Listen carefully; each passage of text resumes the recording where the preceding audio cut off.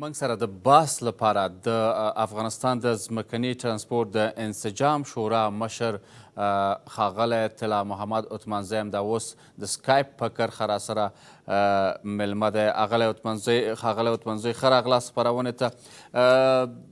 شکایتونه هم وار د مخه ډېر شوي دي، بیا هم شکایتونه شوي دي. څه موده وړاندې د زابل په مربوطاتو کې یو کس وژل شوی و چې فکر کوم دغه کس ادعا شوې وه چې یو ډریور دی او د باج اخیستو نه ورکړې په تور باندې وژل شوی دی. اوس راځو تاسو ته تازه معلومات دا راخلو چې بالاخره دغه وضعیت کم ځای ته رسېدلی دی. کورنۍ چارو وزارت په دې برخه کې څومره تاسو سره همکاري کړې ده او د موټر چلوونکو وضعیت اوس څه ډول دی؟ بسم الله الرحمن الرحیم. سلامونه تاسې او ستاسې د تلویزیون ټولو کارمندانو او لیدونکو ته. د څار د بنسټ د منصوبینو د همکارۍ او تعقیب نه ډېره مننه، مګر زه وایم چې اوس حالت برعکس دی نسبت پخوا ته.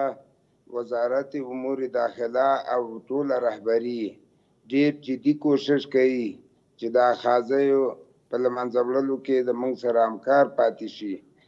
موږ باید چې د ملت په حیث ناشکري ونه کړو. هغه حالات چې څو میاشتې مخکې وو اوس زموږ د شورا انسجام په تاسیس کېدو او عملي فعالیت په 21 ولایتونو کې موږ وخت په وخت مشکلات منصوبینو او مربوطه قمندانانو ته رسوو او وزارت داخله د موږ سره وخت په وخت تماس لري او جلسات را سره نیسي. زه دا ویلی شم په اطمینان سره. ښاغلی عثمانزی، کورنۍ چارو وزارت په دې برخه کې تاسو سره څومره همکاري کړې ده؟ نو موږ دا ویلی شو چې د جنوب خواته په لویه پکتیا کې تقریبا اخاذی تر 90% ورکې دي. همدارنګه په لوی ننګرهار کې اخاذی که ووایي چې 0 ته نږدې شوي دي نو ډېره به د حقیقت نه لرې نه وي. په لوی شمال کې صرف یوه نقطه د نیرنګي ده چې چشمه بنګي په نامه د تخار ولایت چې هلته د قمندان فتح په نامه څوک یې خیزش مردومي بولي او څوک یې مسئله غیر مسئول بولي. د دغو نه غیر نور مشکلات موږ الحمدلله حل دي. ډېر زیات مشکلات دا څه موده وړاندې ښاغلی عثمانزی دا څه موده وړاندې چې د زابل په مربوطاتو کې یو کس وژل شوی و، دا څوک و؟ اوس راځم. زموږ ډېر مشکلات د کابل په 4 دروازو کې دي چې متاسفانه تر اوسه نه دي حل شوي. قمنداني امنیت د کابل منصوبین همکاري عملي نه کوي او همدارنګه د کابل نه د جنوب غرب ولایتونو کې مشکلات پخوا ډېر زیات وو چې موږ د ناورک او د جلدک او د تودي چیني او د کرو سره دا پوستې یادولی شو چې دا بالکل اصلاح شوي دي. اوس په شهر صفا کې د زابل ولایت کله قلچکي پولیس راوځي او وخت په وخت په کومه ساحه کې دغه پولیس راوځي؟ د ناورک پوسته خو زه وایم وبکه مهرباني په قرهباغ کې مشکلات دي. د کندهار په میوند ولسوالۍ کې د عاجل اعلی پوستې عملا پیسې اخلي ډریوران نه او داسې سخته مافیا ده چې د منصوبینو اوامرو ته هم اعتنا نه کوي. دغه ډریور چې زموږ شهید شوی و دا په ګریشک ولسوالۍ کې د پولیسو لخوا وشتل شوی و د پیسو د غوښتو په مقابل کې چې هغه ډریور انکار کړی و. دا 3-4 ورځې مخکې په سینه لګېدلی مافیایي کړی چې د مجرمینو سره شریک دي په یو ډول نه په یو ډول، چې نمونه یې ډاکټر احمد الله د ابدالي شرکت ترانسپورټي مسافربري معاون ګڼو. هلته زموږ د شورا انسجام غرفې وې او هغه غرفه یې 2 ورځې مخکې بنده کړې وه. پولیسو ته یې د هغه خلکو په وینا د هغه ځای د خلکو په حواله دا ویلي وو چې کوم ډریور تاسو ته پیسې نه درکوي په دا سر سرې په مرمۍ ولئ. نو په دې خاطر پولیسو جرأت پیدا کړی و، زموږ ډریور په شهادت ورساوه. دا خبره چا کړې وه پولیس ته ښاغلی عثمانزی؟ دا د احمدشاه ابدالي معاون ډاکټر احمد الله دا د هغه ځای د خلکو اواز او خبره ده. زه شخصا کوم ثبوت نه لرم ځکه زه په مرکز کې اوسېږم، خو دا احوال موږ ته راغی چې دغه عریضه کړې وه په مختلف مراجعو ته. زمونږ کانټینر چې پولیس کنټرولول هغوی جرأت نه کاوه په نورو وختو کې، نو د غرفه یوه ورځ مخکې بنده کړې وه او سبا ته یې سړی شهید کړ. خو وزارت محترم داخلي او قمنداني امنیت د هلمند ولایت ما سره شخصا تماس ونیوه، ویل چې قاتل هم دستګیر کړی دی او منتظر د هوایي انتقال وي، ځکه ځمکنۍ لارې امکانات کم دي، نو شاید چې هغه به اوس انتقال شوی یا به په پروګرام کې نور خو زموږ څه د وسه نه کېږي، ځکه چې سړی د منځه لاړ نو بیا خو هېڅ امکان نه لري. بله، دا د زابل په مربوطاتو کې دا د نورک پوسته چې وه موږ سره څه موده وړاندې ښاغلي د زابل امنیه قمندان جنرال وایس سامي موږ سره مرکه درلوده او هغې د اصلاح کولو ژمنه وکړه. اوس خو د نورک پوسته کې څه مشکل نشته دی؟ بالکل د نورک پوسته د وایس صمیمي او د وزیر صاحب داخله په هدایت هغه نفر بدل شو، اصلاحات راغله عملا، او اوس خو هغه پوسته خالصه شوې ده او د هغه ځای نه د منځه تلي مخالفینو نیولې ده. اوس یوازې د قندهار او د هلمند په مربوطاتو کې مشکلات پاتې دي؟ په جنوبي غرب کې د غزني نه نیولې، د قرهباغ په سیمه کې د شهر صفا، د کلات، د میوند ولسوالي ډېره معلوم الحاله ده. په ګریش کې مشکلات تر پرونې ورځې وو، مګر موږ هلته د شورا انسجام رئیس حاجي شرف الدین نوی وټاکه، هغه یو ډېر فعال او برسوخه سړی دی. د پرون ورځې راهیسې هلته مشکلات تقریبا صفر ته رسېدلي. د هلمند په مربوطاتو کې هم مشکلات شته چې زموږ عجیب احمد لاله زموږ د شورا انسجام مشر دی او همکاران یې منډې وترلې وهي او د مقاماتو سره ویني چې مشکلات حل شي. په فرارود کې کله کله پوستې مزاحمت کوي، په فرا کې د کنیسک او د قلایکا نورې پوستې د عملا قاضي کوي. امروز خواته مشکلات شته. نو موږ ویلی شو چې په مجموع کې تر 80% اخاذي د پولیسو اصلاح شوې ده او هڅې دوام لري. موږ د وزارت داخله د مختلفو قدمو سره په تماس کې او دوی هم صادقانه همکاري کوي چې دا حالت یا صفر ته ورسیږي او یا صفر ته تقارب وکړي. صحیح. یادوري مخکې هغه کوم ډریور چې ستاسو وژل شوی دا موضوع د کورنۍ چارو وزارت سره شریکه کړه، په دې برخه کې تاسو ته د څه اقداماتو ژمنه وکړله؟ ما ته شخصا وزیر صاحب داخله پیام یې کړی دی چې سړی دستګیر شوی دی، د ځمکې د لارې د انتقال امکانات نشته او موږ پلان ته ګورو چې هوایي انتقال کو مرکز ته او د خپلو اعمالو په جزا ورسیږي. موږ ته لکه مقاماتو دا اطمینان راکړی دی او ډېره یوه خبره باید وکړم چې ډېره زیاته ګیله او ملامتي زموږ وزارت ترانسپورټ ته راګرځي، ځکه دا زموږ په سر امتیازات اخلي او چوکۍ نیولي. دغه وظایف د وزارت ترانسپورټ دي چې باید زموږ د پوښتنه وکړي، زموږ د اخاذیو، زموږ د تکلیف، زموږ د راحت. یعنې په دې برخه کې د ترانسپورټ وزارت تاسو سره همکاري نه کوي؟ بالکل همکاري نه، چې څنګه اندازې کوي. دوی صرف پلانونه جوړوي چې څه قسم ډریوران چور کړو، لکه 20 کاله مخکې چې چور کول او اوس د رئیس جمهور د افغانستان په مهربانۍ سره د دوی هغه ناجایزه پیسې او غلا او هغه اردن کې دي چې بیا د اخاذې او د ناروا پیسو لارې جوړې کړي. همدارنګه د اتحادیو او شرکتونو یوه موضوع ده چې زه لازم ګڼم یاد کړم، د رئیس جمهور فرمان دی 600 اوس باید لمبر نه غلط شي چې دا یوه هفته مخکې راوتلی دی، موږ ته هم را رسېدلي کاپي، مګر وزارت ترانسپورټ د رئیس جمهور فرمان ته اعتنا نه کوي او نه یې عملي کوي. او په ولایتونو کې زموږ د اتحادیو د دوستانو نه عملا پیسې اخلي، په زرونو ډالر ته اخیستل کېږي او تقاضا کېږي، کله کار بندوي، کله لوحې کوزوي. د دې په ځای چې د زموږ د فایدې عامې وزارت سره ډېر سخت مشکلات لرو چې هغه 24 ساعت په اخاذیو په پیسه خورۍ کې د یو ملي سرمایه نثره کې تخریب کړه، 100 ټنه لاریو ته د پیسو په مقابل کې اجازه ورکوي. وزیر ترانسپورټ محترم د دې په ځای دې برخه کې تاسو سره څه اسناد شته ښاغلی عثمانزی؟ بالکل اسناد را سره شته، شاهدان لرو. مونږ د دروغ اوازه په دې بین المللي میډیا کې نشو کولی. مونږ هر عادلانه څارنوالۍ او محکمې ته حاضر خو همدا یې لار ده چې مرکزي حکومت ته تاسو کولی شئ چې د همدې لارې خپل هغه مشکلات ورسوئ، بیان یې کوئ، تر څو هغوی په دې برخه کې ګام پورته کړي. یعنې د فواید عامې د ټولګټو وزارت په دومره لوی فساد کې ښکېل دی. بالکل 100% نه اوس د څو کالو را په دې خوا، او مونږ اوس خوشبختانه رئیس جمهور په دې موضوع ته ډېر متوجه دی، ترانسپورټ سکتور دی، او معاون صاحب اول امرالله صالح صاحب ته مستقیما وظیفه ورکړې د اصلاحاتو، چې موږ سره حد اقل په هفته کې یو وار مجالس لري او زموږ ستونزې اوري او د حل اراده لري. تاسو سره دا موضوع شریکه کړې ده، د فواید عامې وزارت دغه ستونزه مو سره شریکه کړې ده؟ که شریکه کړې وي څه درته ویلې؟ نو د چا د فواید عامې وزارت خو یو مقرره جوړه کړې ده چې هغه په افغانستان کې عملي نه ده، نو متاسفانه. او همدغه د ښاغلي صالح سره دا موضوع شریکه کړې ده دغه ستونزه؟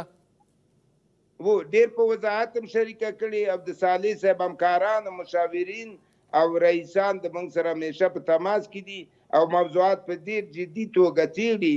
مګر دلته په مقابل کې وزارت ترانسپورټ او وزارت فواید عامه دلایل وایي شفاهي او تحریري، او عملا اقدام نه کوي. د افغانستان د سړکونو د 4 میلیارډ ډالرو نه زیات زیان او خساره مستقیما 90% د وزارت فواید عامې مسؤلیت دی چې ملت ته باید جواب ورکړي، او 10% زموږ قاچاقبر او متخلف تجار او متخلف ډریوران هم په دې جرم کې شریک دي.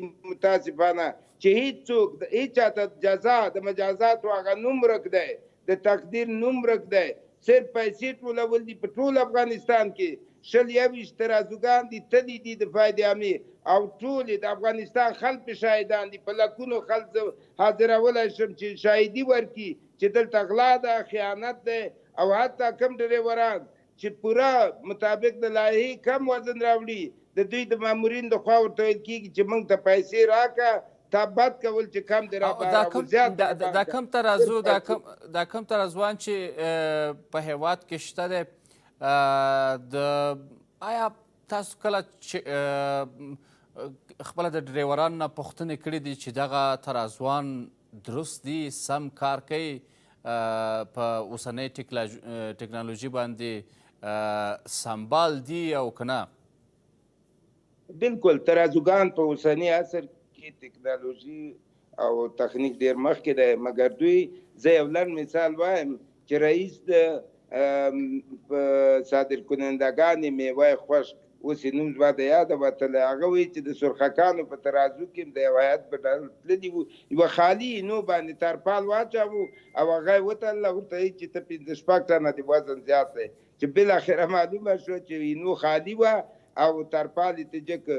دا ترازو د دوی په لاس کې دی، دوی هر رقم سو استفاده کولی شي. ډېره درسته ده کله چې موضوع د فساد راځي، که د ترازو مسؤل د موټر چلوونکي نه پیسې اخلي د ډېر بار په بدل کې، فکر نه کوئ چې دلته موټر چلوونکی هم په دې فساد کې ښکېل دی؟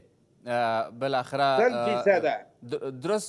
او دا چې تاسو د ځمکني ترانسپورټ د انسجام شورا مشر یاستئ، څه کولی شئ دې برخه کې؟ ډریوران څنګه اصلاح کولی شي؟ او بل دا چې ستاسو شورا په دې برخه کې څه کار کړی دی د ځمکني ترانسپورټ په برخه کې؟ کور نه هغه وظایف امتیازات وزیر صاحبان خوري. دا د روژې د میاشتې نه را په دې خوا د وزیر صاحب د مالیه او د رهبرۍ د وزارت مالیه په هدایت او همکارۍ تقاضا مونږ د 150 نه زیات متخلف ډریوران چې هم د محصول غلا کړې وه، قاچاقبرانو قاچاقي مال او کمیشنکارانو راوړی او هم وزن زیات و، عملا هم ګمرک ته تسلیم که مراقبت سیار ته. مګر په مراقبت سیار کې مشکل شته چې دوی بیا د کمیشنکارانو سره لارې لري او زمونږ فعالیت هم تر تاثیر لاندې راودي. نو مونږ آماده یو، مونږ یې ولایحه جوړه کړې د دوی مقرره متاسفانه عملي نه ده. مونږ شورا انسجام متوسطه هغه د ناوې لاندې نه وای د باران ته ودرېده دي مونږ داخل کنټرول کړي تر 80% پورې په 4 سبت افغانستان کې. تاسو فکر وکړئ د فراه نه 150 160 ټنه مال راباریږي او د 10 ټنه د 40 ټنه محصول کیږي. اول خود موږ وطن ته دا ضربه ده دا د افغانانو حق دی تر څو به موږ د خارجيانو نه قرضونه کوو. په ترازوګانو کې چې موضوعونه لرې لاړ نه شو د سرخکانو ترازو د راجاول تور داغ دانه سرطاني د افغانستان کې چالته معلوم الحاله ایجنټان او قراردادیان مقرریږي د فائدې عامې سره په تفاهم. همداسې د هرات د میر داوود ترازو همداسې د اسلام قلعه نه چې راځي ترازو دی د مزار شریف ترازو حتی د دې سب ترازو. تاسو فکر وکړئ چې د مکریان 4 په نوي سړک باندې اویا ټنه موټر تیریږي د شپې د دغه ترازوګانو نه د څنګه نوښتې ترازو د کابل په ساحه کې روان دی خیانت روان دی ارګانونو چې په باعثه فساد د دې نه غټ فساد چېرته دی چې ملي سرمایه خرابېږي او دوی ورته پټې سترګې ناست دي. که زه یو مسؤل غیر امتیازي اوسم چې امتیازات په خاطر دا خبره نه کوم زه اطمینان ورکوم د افغانستان خلکو او دولت ته چې په یوه میاشت کې حد اقل به زه په ټول افغانستان کې د 100 کیلوګرامه اضافه وزن جلوګیري کوم. دوی د په طور نمونه اوس معاونیت اول د ریاست جمهوري کار شروع کړی که لایحه باندې د موږ سره توافق کې هغه لایحه د برخه کې ښاغلی عثمانزی دې برخه کې مالیې وزارت هم ښکیل دی د مالیې وزارت په دې برخه کې څه ډول خپل کارونه مخته وړي؟ زه من حیث یو افغان دا ویلی شم چې د وزارت محترم مالیې اوسنۍ رهبري رئیسه د ګمرکات معین صاحب د عوایدو او ګمرکاتو رئیس د عوایدو او شخص وزیر صاحب مالیه ډېر متحد دي مګر لاندې قدمې په شمول د تنفیذ قانون په شمول د مراقبت سیاحت دغه خلک د کمیشن په کلونو اموخته دي دوی ناروا پیسې خوړلي دوی بلډینګونه لري او دغه شي نه پرهیز نه کوي نو لاندې قدمې په فساد کې ککړي دي متاسفانه او پاس په رهبرۍ کې یو تعهد موجود دی او دوی غواړي چې د افغانستان بودیجه ملي بودیجې ته یو وروستۍ پوښتنه کومه ښاغلی عثمانزی د حکومت نه خو ستاسو ګیلې وشوې او مشکلات هم بیان کړه په دې برخه کې تاسو د ترانسپورت وزارت او د فواید عامې وزارت څخه شکایت وکړ آیا په لوی لارو کې طالبانو نه هم تاسو یا نورو وسله والو ډلو نه هم تاسو شکایت لرئ که نه؟ بالکل په ژوند کې هر څوک چې موږ ته خنډ جوړوي د هغوی نه موږ ګیلمنې شکایت کوو مګر په دولت کې 2 صفته شته چې یو خو رهبري د افغانستان د اسلامي جمهوریت شخص رئیس جمهور او معاونین متحد دي او زموږ مشکلات وخت په وخت اورېدلي دي موږ باید ناشکري ونه کړو د کتابچې د ختمو د معافیت د مالیاتو او ډېر تحصیلات موږ ته راوستلي د ښاروالۍ د اخاذیو نه خلاص کړي د ترانسپورت د اخاذیو نه دا رهبري د طالبانو نه څه شکایت لرئ د طالبانو نه څه شکایت لرئ په اکثره ځایونو کې دوی د قیر سړک مخه نیسي خامې ته اړولې ده او دوی خپل تکتیک په حساب باندې چې زموږ ډېر دوستان موټرې په ماینونو والوتل شهیدان او زخمیان دوی د ګمرک او د ترازو نه موږ استقبال کوو چې اقلا په هغه ساحه کې د 1.5 50 ټنه ته وزن راکم کړی مګر د ګمرک او د دې خبرو د تجار پورې مربوط ده. ډېره زیاته مننه ښاغلی طلا محمد عثمانزی د ځمکني ترانسپورت د انسجام شورا مشر. او درنو لیدونکو تېر ماښام د کابل د درېیمې امنیتي حوزې په ګولۍ دواخانه سیمه کې د ملکیانو په 2 کاسټر موټرو د چاودنو له امله د مړو شویو شمېر 10 ته رسېدلی او له 12 ډېر ټپیان دي. درنو لیدونکو زموږ همکار همدې سیمې ته رسېدلی دی او تاسو سره به تازه حال شریک کړي چې وضعیت څه ډول د تلفاتو شمېر کې زیاتوالی راغلی که نه. ښاغلی جهش ښه راغلاست، مهرباني تازه حال را سره شریک که. سلام محب به شما، سلام به بیننده های آریانا نیوز. بله، حوالی ساعت 7:30 شام دیروز اینجا درسگاه اهل بیت است مربوطات حوزه سوم امنیتی شهر کابل که این جاده را وصل می سازه به گولایی دواخانه و به سمت برچی، یک موتر نو کاستر مسافربری که مسافرها را از مرکز شهر به پل سوخته و برچی انتقال میداد، اینجا در این محل هدف انفجار ماین مغناطیسی قرار میگیره. گواهان رویداد که دیشب من اینجا آمده بودم برای من گفتن که این کاستر پر از مسافرینی بوده که از طرف پل سرخ و کارت 3 در حرکت بود به طرف برچی. وزارت داخله تایید کرد این رویداد و پس از این انفجار نیم ساعت بعدش در کوچه که طرف دستراز به کوته سنگی وصل میشه، یک موتر نو کاستر دیگی مسافربری آماج انفجار ماین مغناطیسی قرار میگیره و او هم در او کاستر هم مسافرها از مرکز شهر به کوته سنگی میرفتند. تا اکنون نهادهای امنیتی از این دو رویداد گفتند که 8 تن از سرنشینان از این دو کاستر جان باخته و بیش از 10 تن دیگرشان هم زخمی شدند که بیشتر جان باخته ها و زخمی ها مسافران هستند و غیر نظامیان هستند که شام به خانه‌شان میرفتند. در این محل هم که ما آمدیم انفجارها خسارات هنگفت به باشندای محل رسانده. از شمار دروازه های خانه‌شان تخریب شده، از شمار شیشه‌شان تخریب شده و اینجا حال برخی از گواهان میگن که حتی شکستن شیشه ها در این محل برای خانواده و کودکان و زنها آسیب رسانده، جراحت برداشتن.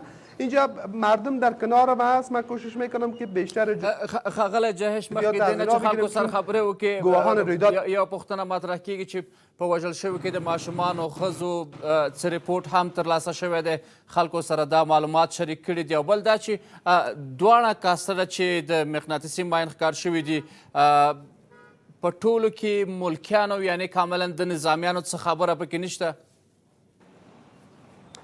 بله، من اینجا با گواهان رویداد صحبت کردم. بله، زمانی که دو کاستر میخواست که مسافرین انتقال بده، در داخل از این کاسترها خانم‌ها و کودکان و جان باخته ها غیر نظامی ها هستند و بیشتر زخمی ها را به بیمارستان ها انتقال دادند و یک شمار کسایی که جان باختند در رویداد جان باخته ها و زخمی ها گلایی در این رویداد از نظامی ها کسی نبوده و هدف دو انفجار هم دو موتر کاستر مسافربری در مربوطات حوزه سوم که مسافرین به پل سوخته و برچی انتقال میدادن بودند. ډیره زیاته مننه ښاغلی جهش، ستاسو د معلومات نه راتلونکي کې به هم که چا سره د خبرې کولې یا مرکه کوله تاسو سره بیا هم وصل شو. د اوس لپاره ډیره مننه. او درنو لیدونکو اوس هم وخت ادامې دی.